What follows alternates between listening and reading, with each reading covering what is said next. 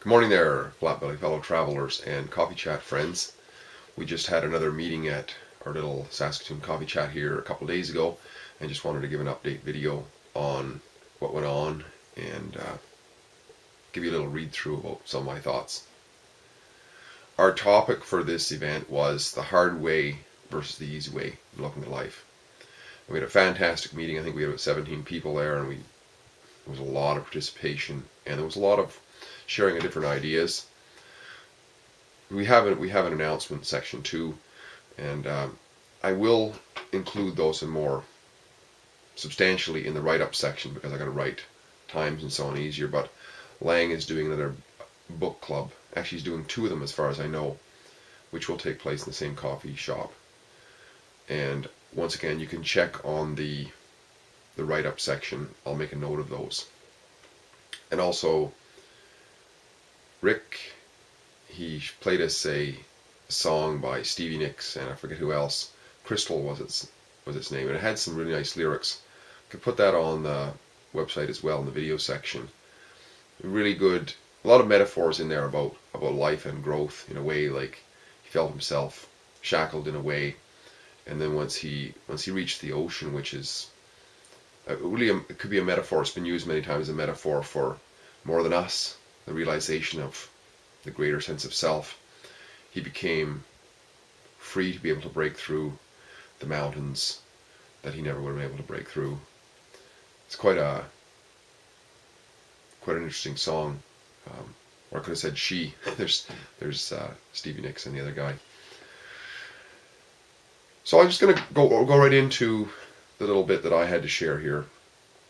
Easy way versus the hard way. We had a guest speaker the previous week, and Scott talked about some very practical tools we can use in the everyday. He used a good example of how, yes, we have our spiritual depth, you might call it, or our quest for a deepening, but we also have the everyday. And he used a good example of how an airline pilot, it could be the greatest, nicest guy and so on, but if he doesn't know how to push the buttons that he needs to push, the how-tos when he's flying that airplane and we're on it, we might be a little bit concerned. So it's important that we learn to be more effective in life, because when we're more effective in life, we can have a better quality of life. Is that, to me, there's a direct parallel there. Now, if I was to ask you, or ask myself, or ask anybody, if we as human beings have a choice, we to get to a certain goal or a certain destination or what have you, there's an easy way or there's a very hard way, same results. Which one are we going to choose? Well, generally speaking, we're going to choose the easy way, right? Or we could call it the more effective way, just because we expend less energy and, well, it's more effective, more efficient. Now allow me to share with you a story that happened to me. Well, it was a situation, an experience that happened to me over the last couple of weeks, which clearly demonstrates that in this story anyways, and there's many parallels that you could probably draw in your life, that there are clearly easy or easier ways of doing things and harder or harder ways of doing things. And very often, and in this case anyways, the easier way or the more effective way actually gets better results. So not only do we get the same thing, but maybe even better. So therefore, that is the inclination to take the easier or more effective way. Now, some of you know that I've worked in many areas, and right now, for the last while, I work as a handyman. And as you probably heard, a handyman is like a jack of all trades and a master of none. And that kind of makes sense in a way, doesn't it? I mean, if a handyman's got to do 1,000 different things in the course of his work, just hypothetically a number, 1,000 different things, well, none of those things, or very likely none of those things, going to be done to the same standard as somebody who does one of those 1,000 things all the time. That kind of makes sense because he's spread so thin, right? He doesn't do the things every day. However, if there is an area of mastery that a handyman is best to aspire to, it's the ability to adapt and figure out how to do things. And the degree to which he can do this, or she can do this, determines the ease or hardness or hardship that he or she will endure in getting the job done. Now, a few weeks ago, I started a job which I was uncomfortable with, and that is the case sometimes in a handyman's job because you don't do it all the time. But I was very uncomfortable with it. I told the people that I was uncomfortable with it, and they were okay with it because I had done work for them before, and they knew my work ethic.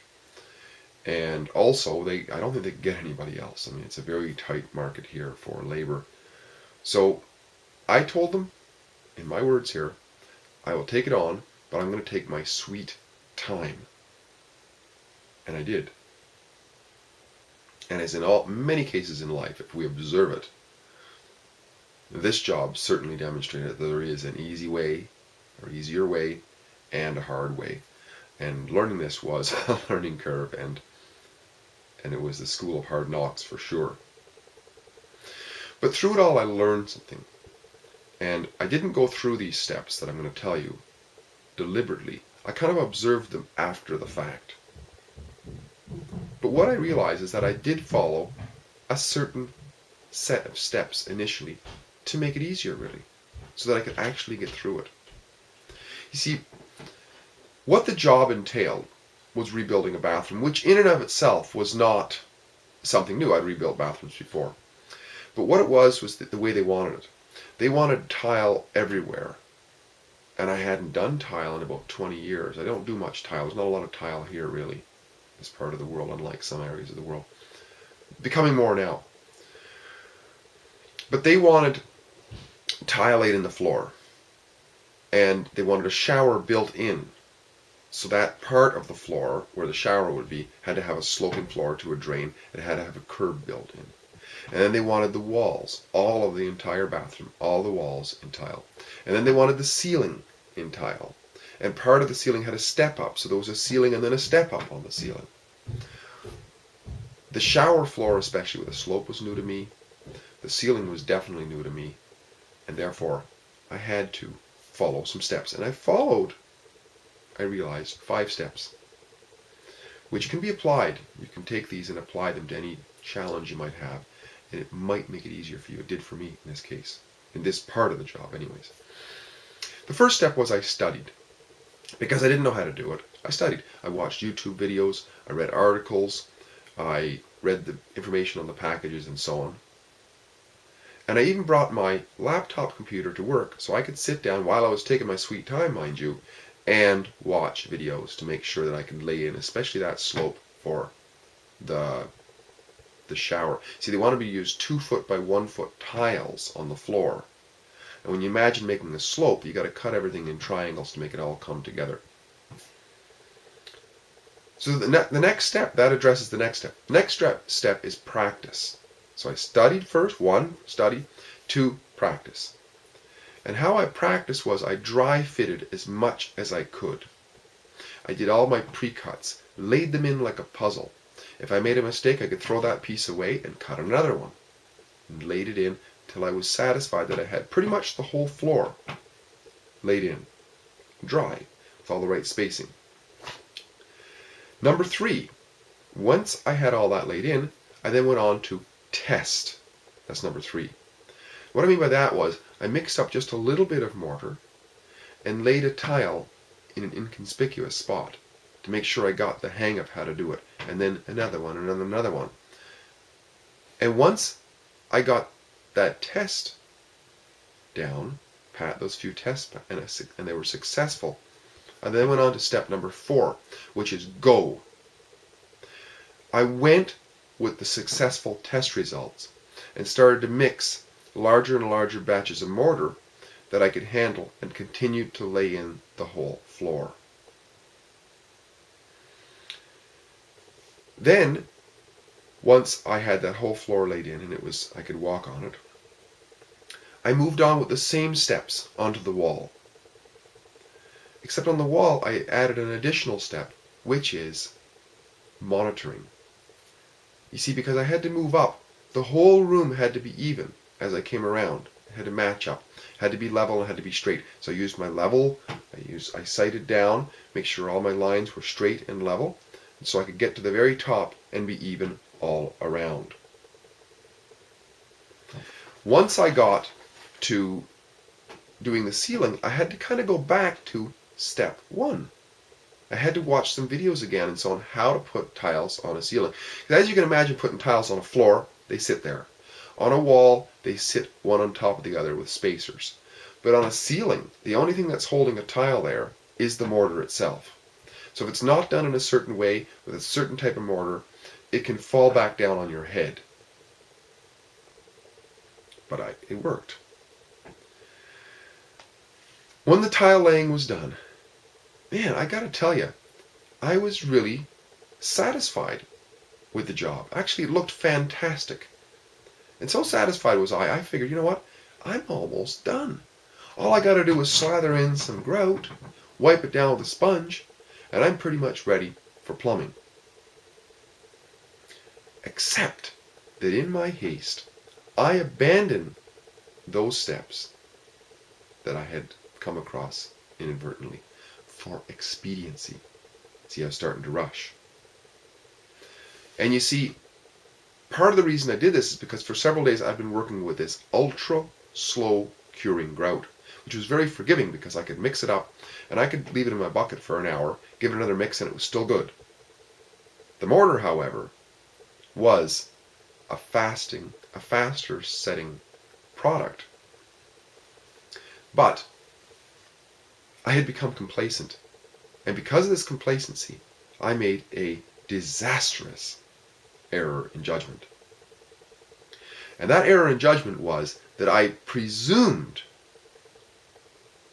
that the mortar, or the grout rather, would act similar to the mortar. And I presumed that the information on the bag of mortar was correct when it said I had 20 minutes from the time I applied the grout till I had to wipe it down. So what I did is I went and mixed a 10-pound bag from the get-go. No studying, no testing, etc. No practice. I just went straight to mixing a 10-pound bag, slathering it on really quickly, and then go and get my bucket and starting to wipe it down. But unfortunately, because I had mixed a lot, and I was getting close to that 20-minute mark, and then I had to go get my bucket, I was disorganized. When I got back, that mortar, that grout rather, had set up like rock. And as frantic as I could and as hard as I worked to try to wipe it down, I could not wash down my grout lines. Now, as you can see, these presumptions that I had and this abandoning of this easy or more effective way had led to really a hard way.